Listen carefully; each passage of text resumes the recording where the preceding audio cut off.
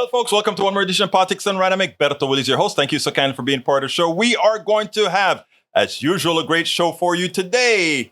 Have a little mark on my face. I scratched myself, and well, you know how that goes. Every so often, you get that little in here zit that messes with your appearance. But hey, what can I say? What can I say? Anyhow, welcome aboard. Welcome aboard. Eric Hayes is in the house. Welcome aboard, Eric. Yvette Avery Herod is in the house, as well as is Bruce Pollard. Bruce Pollard said that, yeah, the audio is working from what I see. Let me look at I'm going to go ahead and look at the mixer to make sure that it's actually mixing over. It's going over the line, folks. It's going over the line. I see it going over the line. So it should be working. Anyway, folks, how are everybody doing? Hey, wait a minute. Bruce, Meredith, my girl, Bruce's daughter, my daughter's great friend, had baby number 2. Congratulations, Senor Bruce Pollard, who is a granddaddy for the second time. I'm so proud of Meredita. That's what I used to call her when she comes over to the house and all that good stuff. Meredita, tell Meredita I said very proud of her. Anyhow, as well, Galina Levitt. I think that is Michael Rudnin in the house. Michael Rudnin, how are you doing, my dear brother? Our great researcher on this channel. And as well, let's see. He said he's on his aunt's laptop, and that's why it is called Galina Levitt. Anyhow, we got a great show for you today. I have a long interview, so I'm not going to start with a whole lot of talking right now. I want to get right into it. This is a conservative ex-cop that I interviewed a few years ago. And the article that I wrote about him in Daily Kos apparently got him into a little bit of hot water. And he's been back and forth, et cetera, et cetera, et cetera. But apparently, well, I'll let you listen to the interview and then we'll take it on the other side. But as usual, in preparing for the show and trying to get it all together, the interview has yet to be queued. So as I am making little talk with you all and talking that, okay, Bruce says actually it's baby number 1. Wife had the other. Oh, so they alternated. Got you. Okay, great. Let's go ahead and get that interview queued up because I want to go ahead and get that started, and it's going to start right this minute. Welcome to another edition of Politics Done Right. Today, I'm honored once again to speak to Dr. Will Moravits. He's an adjunct professor of political science at Texas State University. For 3 years, he was a police officer for the city of San Marcos, Texas, having graduated top cadet from the Basic Training Academy of the University of Texas at Austin, my alma mater. He holds a Master of Arts in Political Science from Texas State University and a PhD in Public Policy and Administration from Walden University. He is a native of Uvalde, Texas. Senor Moravits, welcome to Politics Done Right once again. How are you doing today? Very well, sir. Thank you for having me again. Well, absolutely. I think the last time you were on, we were discussing, I don't remember if we were discussing gun controls or what, but you came from the conservative point of view. And of course, I come from a very progressive point of view. But one of the things that we always stressed and the mutual respect comes from that we believe everyone has a right to their opinion, have a right to their speech, and one should not be penalized on either side or on any side for what they believe in. You contacted me recently and said, guess what, Egberto? I think we have something to talk about. Cancel has hit me. Tell me your story. Well, when we had our first conversation on your show, I was promoting my book that came out last February, The Blue Divide, Policing and Race in America. And we had a lot of discussions about that. And if you remember at the end of our conversation, I mentioned to you that oftentimes I show in my classes, when we talk about this issue, I show the old Chris Rock video, How Not to Get the Ass Beat by Police, from the old Chris Rock show that he had. I don't know how many years ago it's been now. It's been a while. And I show that because for a couple reasons. He's funny, right? Laughter. I think people remember things better when they're laughing. And even though it is funny, and at the end it gets a little bit comical, for those, that have seen it, I'm talking about where it starts talking about, a mad, angry woman. Don't drive with a mad, angry woman because you never know what she'll say when you get pulled over. But leading up to that, there's some really good tips. Be polite, respectful, hands on the wheel. Don't, just different things. And I show it to him just in the sense for the classroom to kind of laugh, but also to kind of bring down the level of seriousness, kind of add some levity to the situation. But I do think it's a good video for them to kind of understand. And you wrote about that, I think, was it the Daily Kos? I think right. And somebody in my former employer, St. Philip's College, some employee, I'm not sure if they were in administration or what, but an employee brought it to the attention of the college that I was showing this video, and also that I was calling myself professor with a little p, and that I don't have that rank. And I try to explain to them, I got called into a meeting with HR and one of the vice presidents about your article. And for about a week there, I wasn't sure if they were going to renew my contract because they have to let you know by the end of March. And this was middle of March when this happened last year. And they did. And basically what they told me is make sure you don't put yourself off as a professor. I'm an instructor. So even though I have a PhD, and I explained to them that Texas State, where I worked since 2018, everybody gets called professor in common language, right? You don't make that distinction. You do in rank. For those who aren't familiar with how the college system works, you have instructor, assistant professor, associate professor, and full professor. And that's just your rank. But everybody, the students, you just say, hey, professor, that kind of thing. But the main issue was that I was showing this video in class. And they kind of were saying,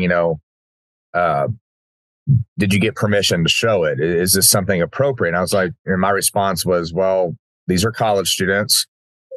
Black Lives Matter, police brutality are in the curriculum that this college chose for my class, or approved, rather, I should say that the professors chose the curriculum, but it's approved by the college.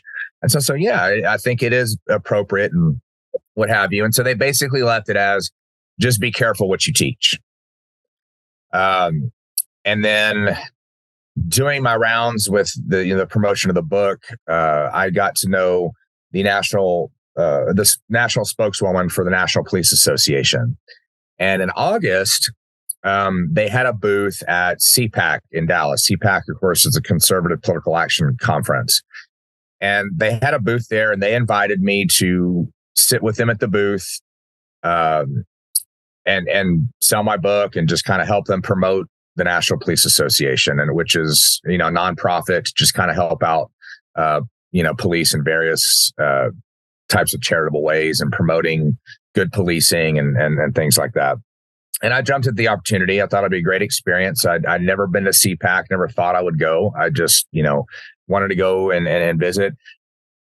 And in the course of those 2 or 3 days that I was there, I took a couple of pictures of people. One that I was very proud of, I met Steve Williford, who those that follow mass shootings may remember. He was the Sutherland Springs man who stopped the shooting at the church in Sutherland Springs, where 26 people were murdered.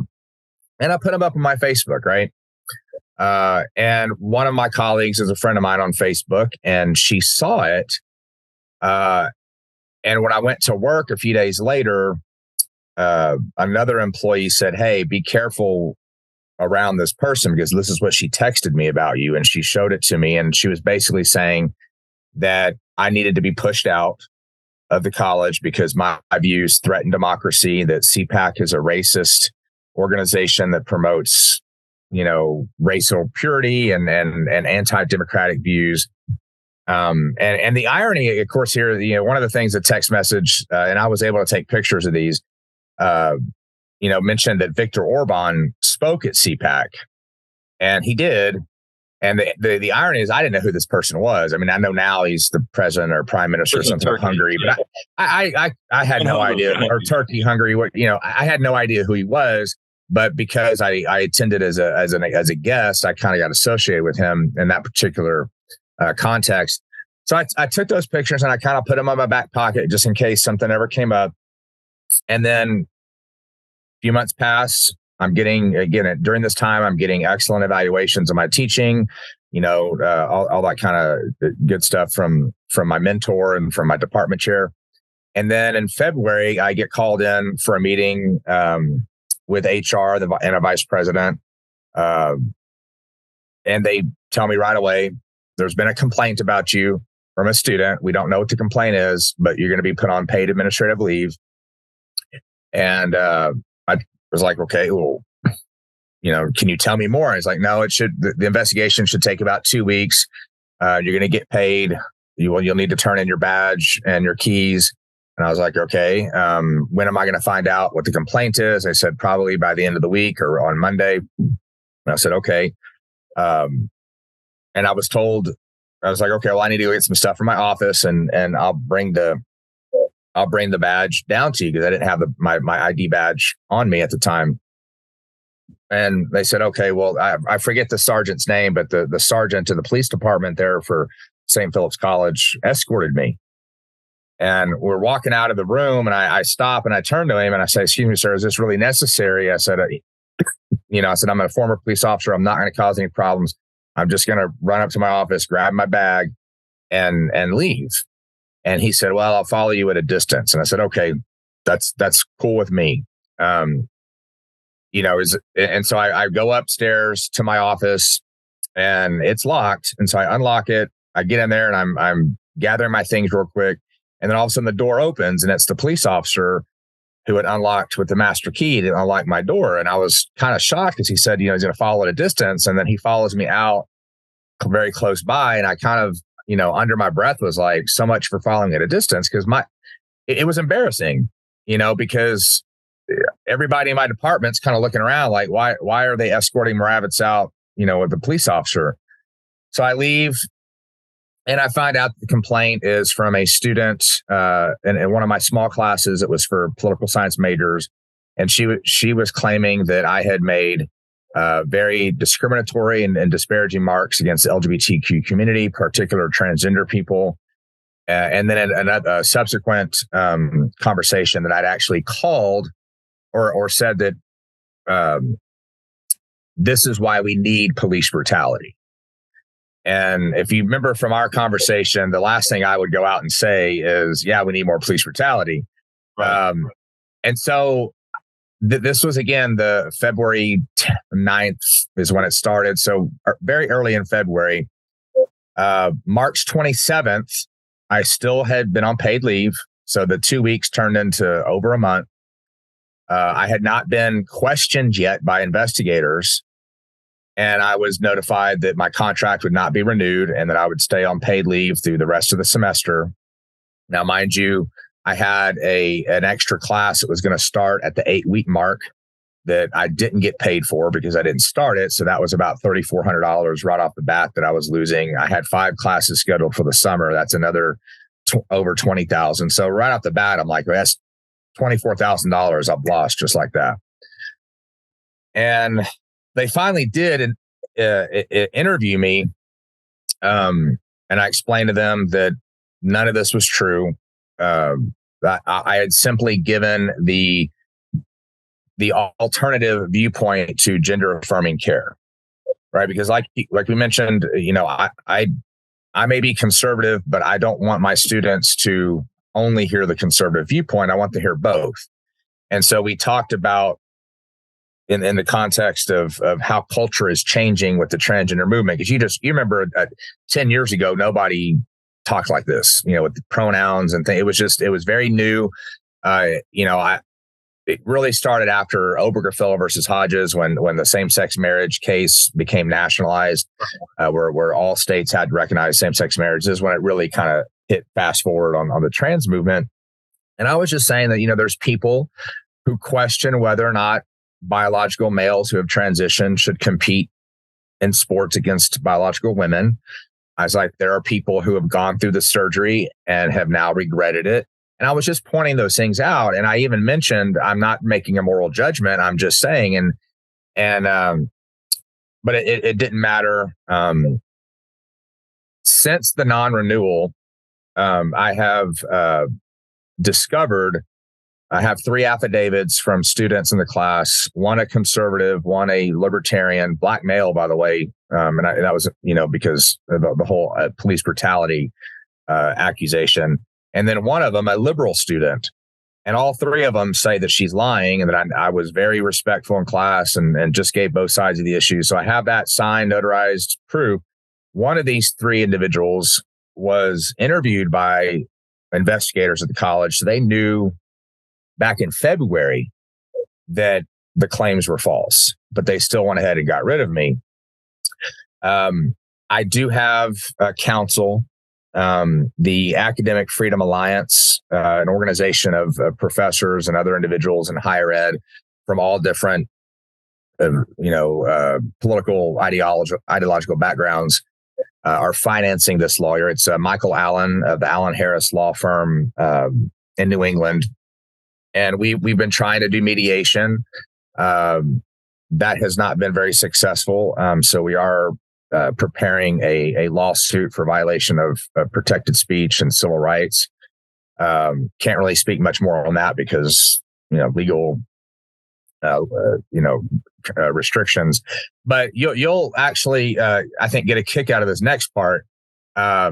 So we had appealed the decision. And then once they were like, okay, they might be filing a lawsuit, their attorney said, okay, we're going to put the appeal on hold and we're going to try to settle this outside of court. And this was in late April, early May that we started to try to do this mediation. And they kind of jerked me around left and right. But one of the things they made very clear to my attorney was reinstatement was not going to be an option. So at that point, I decided, okay, well, if reinstatement's not an option, I might as well go clean out my office, And so a nice lady from HR down at the district office, because for those of you not familiar with San Antonio, Alamo Colleges is 5 community colleges, and they're run by the same district office. And I was going to meet at my office in St. Philip's College at 11:30 on a Wednesday, two weeks ago yesterday. And I was going to meet with a lady from HR, and I was going to pack up my things and go. On my way down there was a concern, some kind of miscommunication about the process. And she's saying, they're going to have to pack up your stuff and take it to the district office. And I said, I don't really want them to do that. I don't know who's going to be packing my things. It's my belongings. I'd like to do it myself. I don't give consent.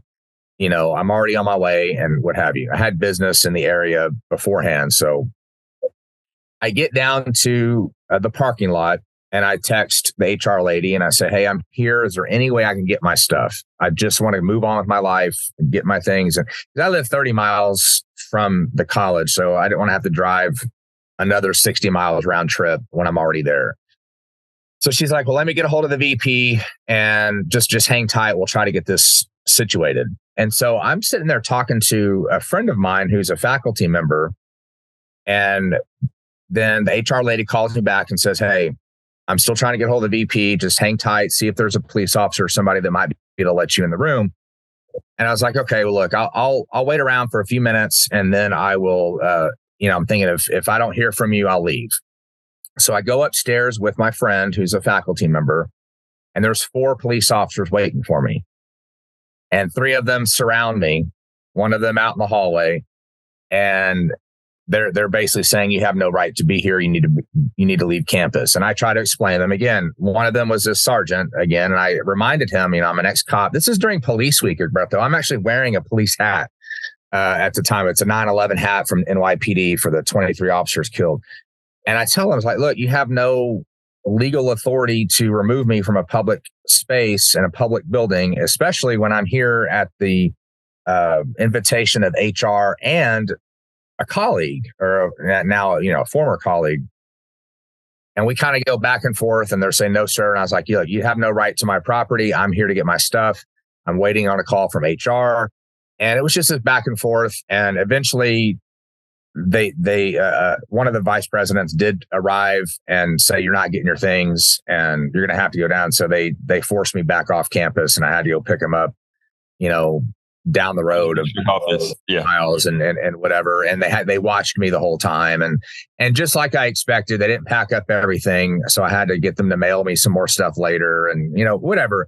It just seemed like overkill. And my lawyer actually commented, was like, well, at least now you know why some people think cops are dicks. And I was like, yeah, I get it. They're just doing their job, but it was kind of like, wait a minute. I want to interject right there. As I'm listening to you, right? You're a former police officer. And by the way, actually, you know what? I want to wait to end this story before I go further. So finish telling me the conclusion. So let's go and then I'll ask. Well, so I went and I met with the lady at HR down at very nice lady, and she was apologetic for all the confusion. I said, what was the reasoning for the police to show up like I'm some kind of, threat or something? And she's like, I don't know. It was miscommunication or whatever. And so she was very, very nice, very helpful, and got my stuff, and I left. And, now we thought we had a mediation date that didn't work out. Some other things happened back and forth between the attorney and my attorney that I don't want to get into, but it got to the point now where we're kind of putting a hold on the mediation thing and probably going to be looking at filing an official complaint soon. But like I said, because of that, all the rules about legality, I can't really discuss more details about that just yet. But yeah, that's kind of where I'm at now. I don't know,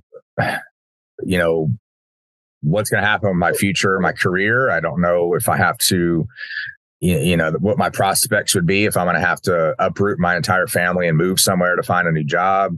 Because as you well know, there's not a lot. I mean, getting into higher ed is not the easiest thing in the world. There's just not a lot of jobs out there. And, Alamo Colleges makes up 5 of, I think, 17 colleges in driving distance from where I am. And then you look at a place like University of Texas, that's one of the top schools in the country. It's very difficult to break in, especially for someone like me who I got into higher ed in my late 30s. So I didn't, I'm kind of behind the curve. I don't have like a long history at my age of articles I've written and things. This is my second career or third career, really, if you consider I taught at the high school level. But you're also an author.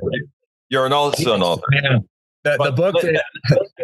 The book that started all is your article that got my article got you. I mean, my article got you a notoriety, brother. But it got me infamous at college. So thank you. Yeah. But let me just say, okay. Okay. So that's basically the story. Yeah, this is important. First of all, I want to ask you, and I'm going to be straight up with the answer. Is there some kind of a thing with regards to demeanor or whatever that I'm missing here, where you always come across to me very circumspect, nice, good attitude, etc.? Is there anything different how you came across in class when you were discussing transgender and all these issues, which we probably disagree on? Were you at least doing it from a respectful form? Or did you do it like some of the what I will call the wackos on the right? Because it is legitimate to say in the transgender issue, I just don't understand guys who become women and are going to play sports and then be educated about it. That is something that we can discuss, but we have to open the door to have discussion. Were you somehow? Actually, the interesting thing is, there were 2 occasions where the student said I made disparaging remarks. Both occasions were me answering a student question, a different student. So the first question, had to deal with a student. We were talking about the different responses to COVID and how red states reacted differently than blue states about, reopening and going back to school and things like that, right? And I mentioned a study, and I can find it. I have to go find it again, but I've read it. It's a study that shows that there's a correlation between being conservative and being less risk averse. Mm-hmm. And so they're making the argument that when you look at jobs that have a high risk of injury or death, like loggers, oil workers, military, police, fire, or whatever, that there's a disproportionate number of conservative minded or libertarian minded people in those professions. And so I was just making, maybe there's something to be said that the red states being more conservative or more willing to risk the COVID protocols. Right. And one student said, yeah, liberals tend to be more shy. And I was like, no, not really. So we talked about, how, whether it be the civil rights movement, whether it be the gay pride movement, this is the day one of Gay Pride Month. I just kind of use that as an example that these people, I would not consider them shy. They're very open about who they are and what they do. And the student kind of brought up the LGBTQ movement, and I just was making the comment that they're very expressive about who they are. I said you can look at a gay pride parade and see that they are not ashamed of who Not they are. shy. And Absolutely, they shouldn't be. Yeah, exactly.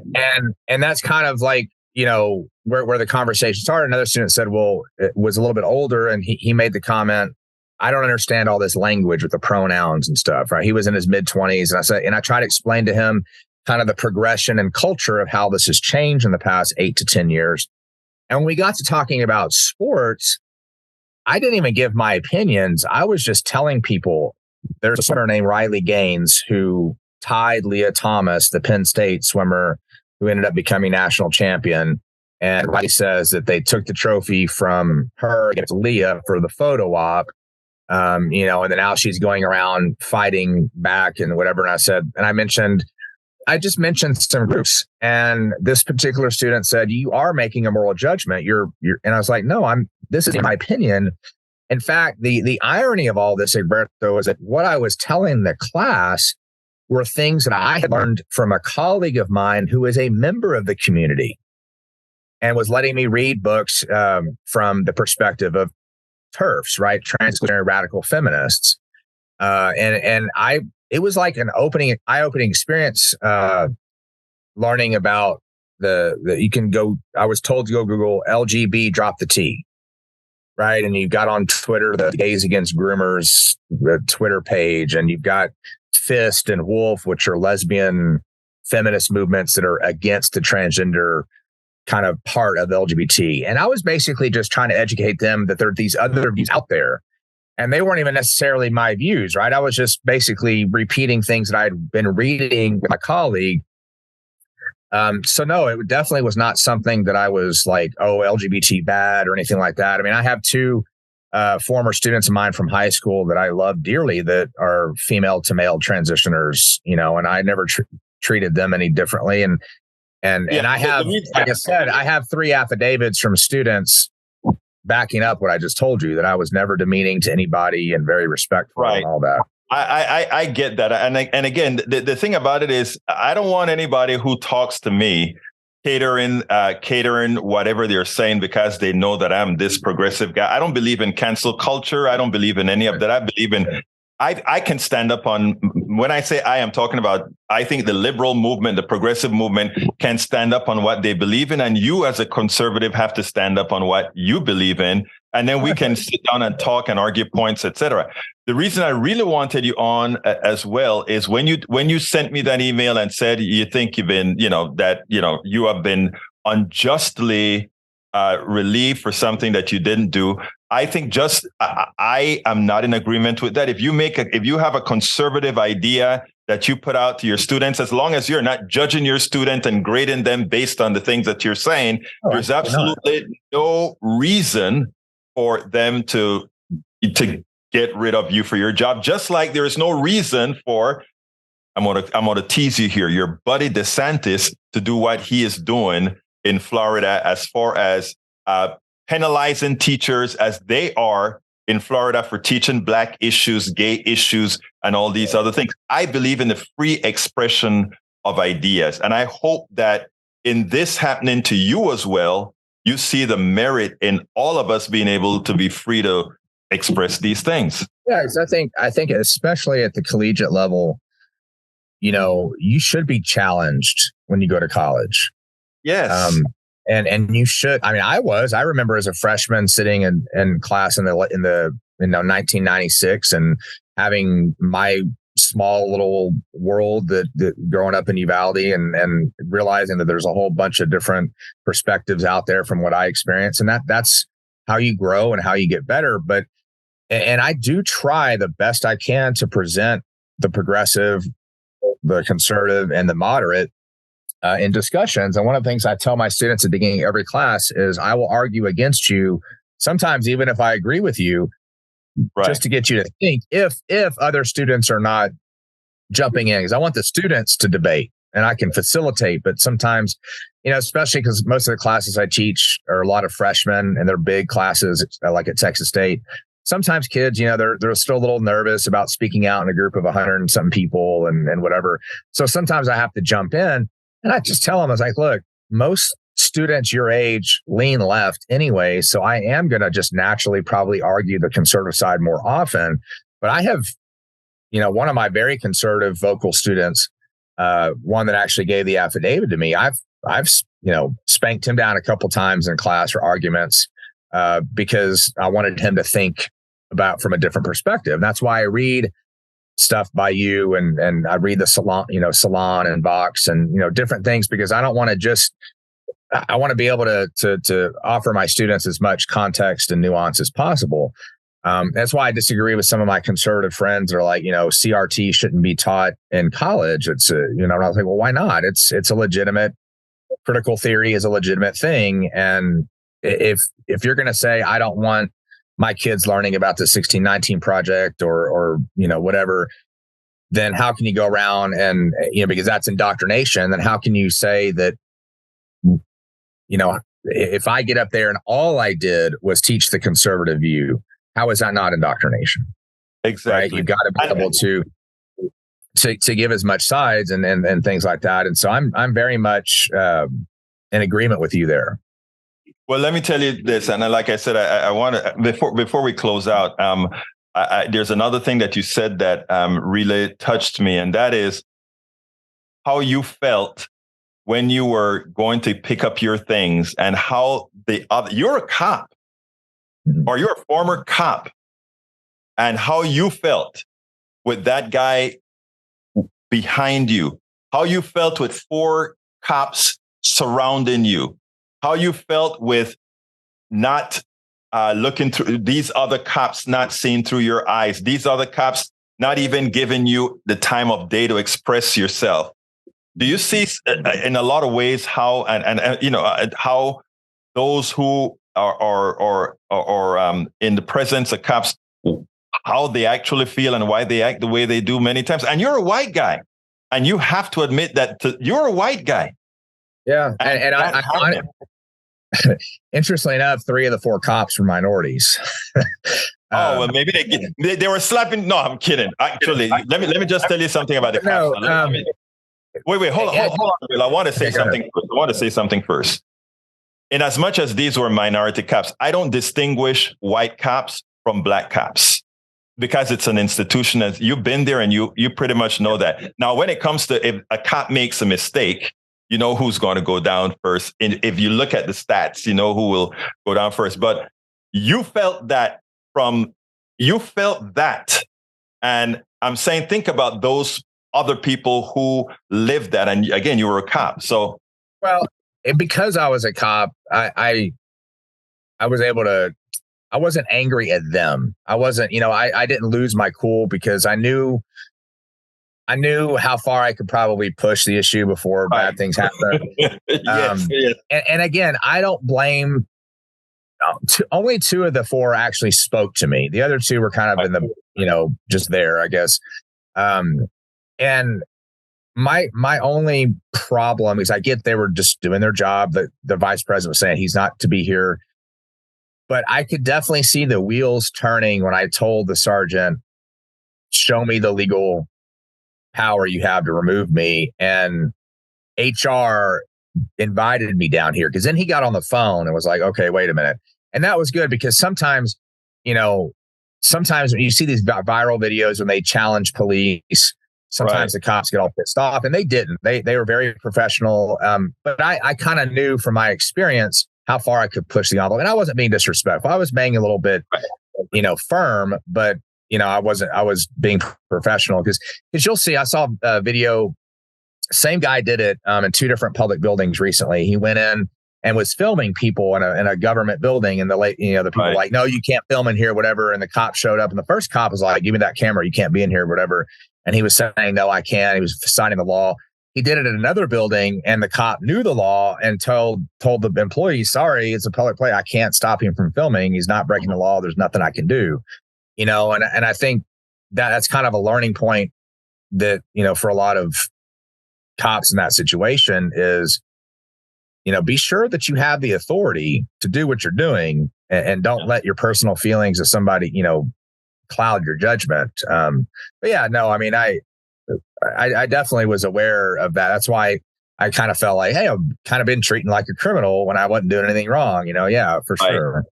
So I mean, and I think that's and look, I hope first of all, I'm glad there are others that are going to see this. Quite a few that are going to see this video and listen to the podcast and listen to your experience.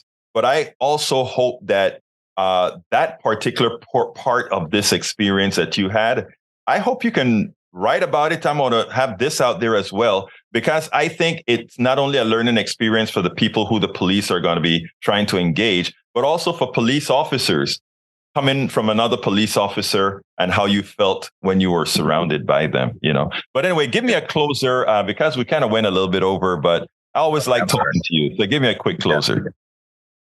Well, I just would say for those of you listening out there that if we want our education system to be a top-notch education system, if we want the country to be able to move forward and get along and actually have progress, we need to be able to sit down and have these discussions honestly and openly, and not silence views. I believe this country is a marketplace of ideas, and if you're not going to allow certain ideas into the marketplace, that's censorship. The way to defeat bad ideas is with better ideas, and I think that's what we should move forward to at all levels of education, but especially in higher ed. Dr. Will Moravits, thank you so kindly for spending some time here at Politics Done Right. And I wish you well. And like I said, I wish you well. They need to give you your job back. Well, I appreciate you having me on to tell my story, Egberto. I really do.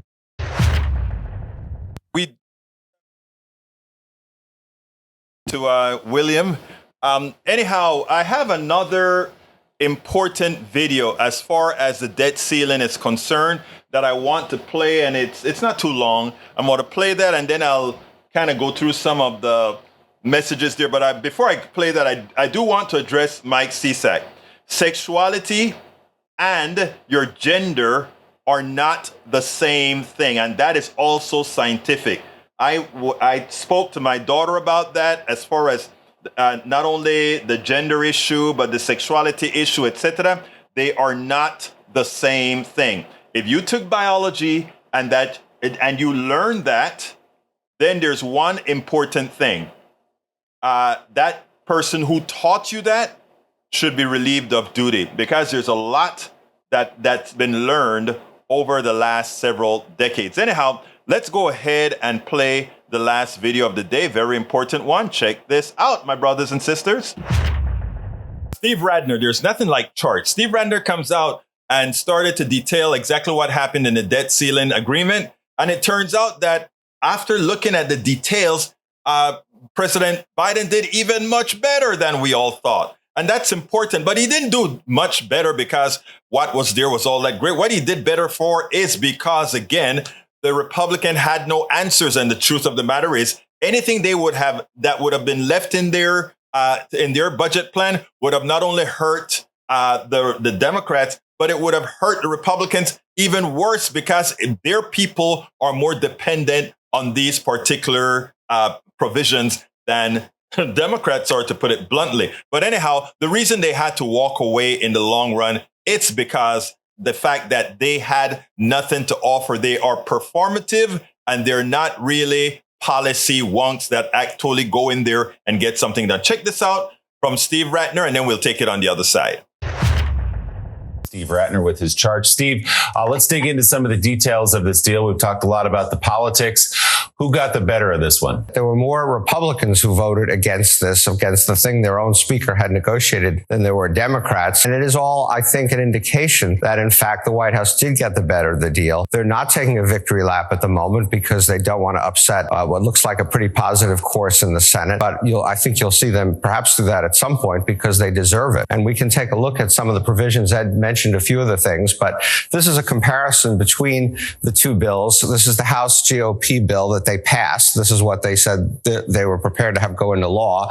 And this is the deal that ultimately emerged. They wanted to cut domestic spending, non-defense spending, to $555 billion. It would have been 740. It was 744 billion in the current fiscal year. It ended up at 704. Ed mentioned these 10-year caps. This is really important. They wanted to cap this thing for 10 years. They only got 2. And so if the Democrats were to be back in power in 2 years, they can undo as much of this as they want to. He mentioned the IRS clawback. They wanted 80 billion. They got maybe not even 21 billion. I won't get into the weeds on that, but that number could be smaller. And the irony here is that the IRS more money the IRS actually reduces the deficit because then they can collect more from the tax evaders and tax avoiders out there. But nonetheless, most of this was preserved. The Republicans wanted a very broad work requirement. They wanted basically everybody receiving public assistance other than Social Security to be working, and they got a tiny fraction of that. On the student loan situation, where there has been this moratorium, the Republicans wanted every penny of that money paid back. They're not getting any of that. All they're getting is that the freeze that's in existence on student loan repayments would end, which it's going to anyway, and it would restrict the ability to put in another moratorium, which nobody wants to do anyway. So essentially, there's no difference on student loans for what would have happened anyway. No change on taxes on either side. No increases in the loopholes closed. We can discuss whether that's the best idea, but that's where they came out. And then importantly, the Republicans wanted to repeal all of the green energy tax credits in the Inflation Reduction Act. And they got 0 on that provision. What were the spending cuts really like as you look inside this legislation? Sure. Let's take a look at that.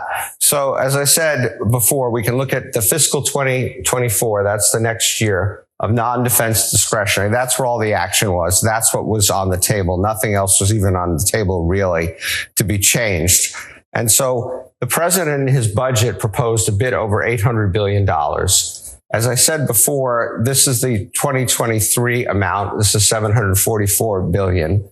The Republicans wanted it down at this 550 level that we talked about, and ended up here, about 40 billion, as I said, less than what we are going to spend anyway. And then a bit less than, but 110 billion less than the Biden proposal, 145 billion more than the Republican proposal. So we didn't end up in the middle. We ended up on the Biden side of the ledger. And then this one is really important. So as I mentioned a minute ago, the Republicans wanted a lot of these. This is SNAP. This is our food stamp program. The Republicans wanted a lot of these people out there working and a very broad work requirement. They also wanted a work requirement on what we would colloquially call the welfare program. They got absolutely 0 on welfare. On food stamps, all they got was that people between 50 and 54 would have a work requirement, but they exempted veterans. They exempted people with housing problems from all of this. And so there are some numbers coming out suggesting that actually there may be fewer people working, or at least required to work under this, than what we have now. With us being concerned about the debt, about $31 trillion debt, which Donald Trump's contributed to more than anybody in American history. How does this deal work for us? Well, look, it's a start. It does reduce the debt and deficit over the long term. But let's just take a look at some of the history that you referred to, Joe, and I think you'll see what the magnitude of the problem is. So this is our history of revenues and expenses on a national basis. And all this stuff in the middle is deficit, which becomes debt. If you go back to the late 90s, remember that in the Clinton years, we actually had a surplus for a few years. And then we got into the financial crisis and it all ballooned. Then we started working it down. And then Trump shows up right here. And since Trump showed up, what's happening? the deficit and the debt gets larger. Obviously, there was COVID, but even before there was COVID, you had the Trump tax cuts, which were supposed to pay for themselves. And instead, you can see revenues going down here as a percentage of GDP. On the spending side, for all the brave talk, spending actually started to go up even before the COVID spike. And so all this pink stuff between these two lines, all this pink stuff are deficits and debt that Trump added to our problem. Under Biden, you can see outlays starting to come down, revenue starting to go up. We're starting to get that deficit down. This will help, but it is a big problem that in which Trump was a contributor, not a helper toward getting to a lower deficit picture. But we shouldn't also forget, Joe. Steve Radner pointed out something that is very interesting. Like we've been preaching for quite some time, tax cuts don't pay for themselves. In fact, tax cuts negatively affect the economy in most cases that we've done thus far because we've given tax cuts when there should have been no reason to give them. Supply side doesn't work because if you want more economic activity, you throw the money into the hands of people that are going to spend it and not people who may or may not invest it. And even if they invest it, they don't invest it in things that people really want. Again, the only democratic form in which to give tax cuts is to give tax cuts to the people who need the monies the most and would throw it right back into the economy. That in the aggregate is what should be done. As far as the debt ceiling debate, the debt ceiling, it will only get reduced when we start taxing people appropriately. That we are overtaxed and all that kind of stuff, given the services that we provide, given the military that we have, etc. We're just not correctly taxed. Again, if you want a big, humongous military, if you want a state that gives all kinds of benefits to corporations, if you want all these things, great infrastructure, you have to pay for it. And that is the responsible thing to do. You cannot cut social programs as your method of balancing the budget. You must get the taxes to where they need to be, especially since most of the monies at the top was not really earned, but that's for another day. Whoa, it seems like I'm going to be speed reading. So anyhow, folks, let's get busy. I'm going to start with E2247 says, what does ex-cop Professor Talkin now think of the current FBI practices? We didn't discuss that. Eric Hayes says, William has learned what is happening every day, no matter what he has proof of, and the college settings will keep that happening. Well, he's learning that what has happened to many of us can happen to him as well. And we discussed that. But I hope a lot of what he's experiencing himself now is a learning experience for what many others have gone through. All right. Daniel Lado says transgender ideology is a force of evil. So sad America is firmly in the grip of this demon. Please tell me how transgender from one person affects you. How does it materially change your life? How does it do something to affect you other than you being obsessed with somebody else? Makes no sense. Brother Rudden says, Eric Hayes, you have to see what kind of speech is censored in academia. You'll find that the majority of it fails under hate speech. That is true. Also, hey, Daniel, you remember what I said about about straw manning your opposition? Yep, it's what you just did. Exactly right. Liberals, from Eric Hayes, liberals and close-minded surrounds in what is supposed to be an open-minded period of a person's life in college. That's why we want to teach everything. Guys like DeSantis and others would like to remove that opportunity, not only in high school, but as you notice, he's just about changed the entire board of a university. That should scare everybody. Galina Levitt, which is Rudden, says, cops are, yes, if you give a man power, they'll show you their true nature in short order. Exactly. Para ver, ¿qué más estoy aquí? ¿Qué más tengo aquí? Galina Levitt, Mike Cisak demonstrating a lack of understanding the difference between sexuality and gender. And he said that because earlier Mike Cisak said, Galina Levitt, the problem with calling some biological science as hate speech shows the political left is trying to define words with their own definitions, a type of hate speech in itself. You're dreaming if you really believe that. Or beautiful Yvette Avery Herod says, not quite, but continue to show your ignorance is a response to Brother Ledo.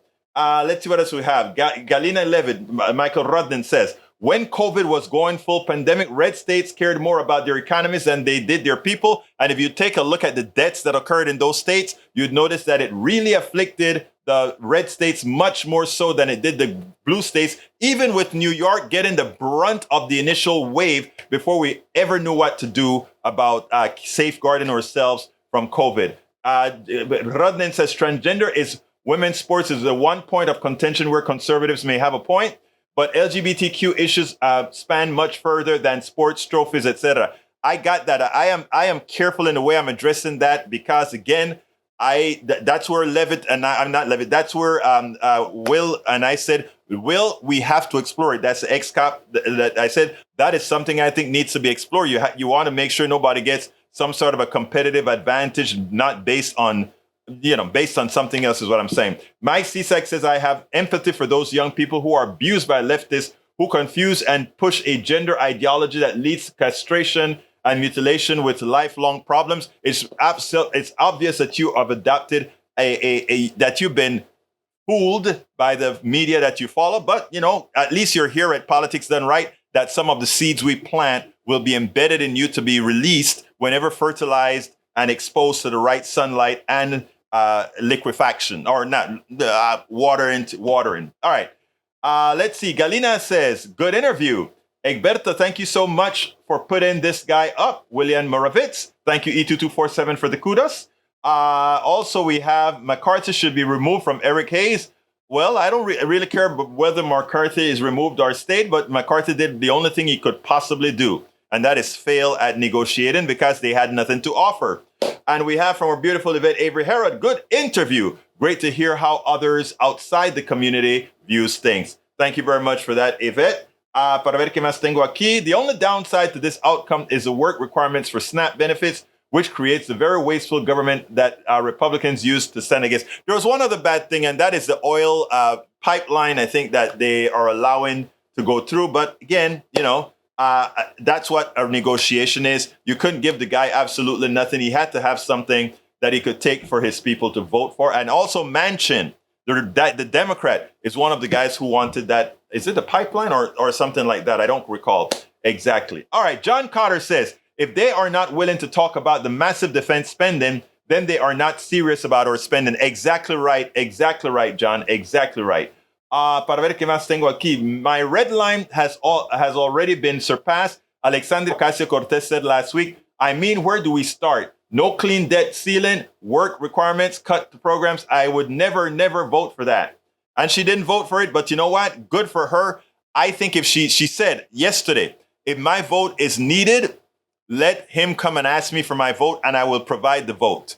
And but her vote was not needed and she voted against it. Rudnan says, Egberto, man, you're going to have a lot of comments to read today. And guess what? I am getting through it. William Moravits, PhD tweet is instructive in its own right. I saw the tweet that I just clicked on it. I didn't quite understand what it was. It was about repealing the 14th Amendment that Donald Trump wanted to do, which again, I guess if you repeal it, you may take my citizenship away too, right? What can I say? All right, para ver qué más estoy aquí. E2247, Egberto works subtly within the Black prophetic tradition we gained from his effort and work. Thank you so kindly, my dear brother E2247. Eric Hayes says, Egberto, Hidalgo spent $60 million on a tent for COVID, did not use it, wasted. It was there if it were needed. If she didn't put it there and it was needed, we would have been in trouble. But you know what else she did? She asked everybody to stay home. Many folks were still going ahead and coming out. If things had worked out, she would have had to use it.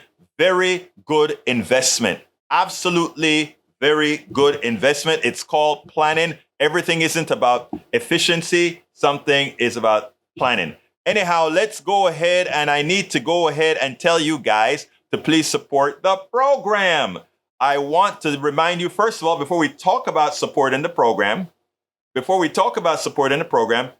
Eric Hayes reminded me that I needed to remind everybody that this week is what, Eric? Let me hear it, Eric. Let me hear it. This week is Ask Egberto Anything. And lucky for our brother Eric, who we love very much as well, although he gives us a hard time so often, but we love you, Eric. He reminded me that we have to remember this weekend is Ask Egberto Anything. And there is the link to sign up for Ask Egberto Anything. It's free, of course, but I want to talk to you guys. I want to see you guys. I want to hear you guys. I want to feel you guys. So please come on in at Ask Egberto Anything. It's at politicsdoneright.com/Ask Egberto Anything. That's politicsdoneright.com. I'm sorry, politicsdoneright.com/Ask Egberto. politicsdoneright.com/Ask Egberto. Please support our program. By the way, I still need support for our Chicago trip. Are you guys not going to help me out? Let's do that Chicago trip. I need some support. Please go to I have the link in there. It is mailchi.mp/politicsandright/NN23 sponsor. And let me put that up on the screen, because I would like my dear brothers and sisters to say, yes, we want to invest in helping you defray the cost of that trip to Net Roots Nation 2023. And it's great stuff, man. All donors will be producers of every video. Every video will have your name on the scroll. It will show you as a supporter and producer of that video.